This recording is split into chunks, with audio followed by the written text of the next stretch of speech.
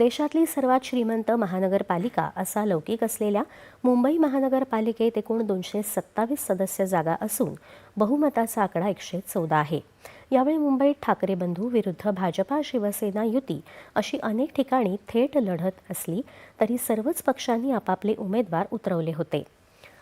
सध्या हाती आलेल्या प्राथमिक कलानुसार मुंबईत सध्या तरी भाजपा शिवसेना युती आणि ठाकरे बंधूंमध्ये अटीतटीची लढत दिसत आहे.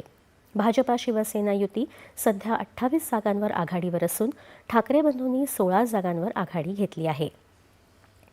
काँग्रेस 3 ठिकाणी आघाडीवर आहे. अनेक ठिकाणी आघाडी पिछाडीचे कल बदलत आहेत.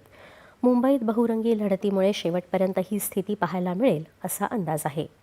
मुंबईत सर्वाधिक 164 जागांवर शिवसेना उद्धव ठाकरे यांचा पक्ष लढला असून त्याखालोखाल काँग्रेस 139, भाजपा 137, राष्ट्रवादी काँग्रेस 94, शिवसेना 90 आणि वंचित बहुजन आघाडीनं 62 जागांवर निवडणूक लढवली आहे.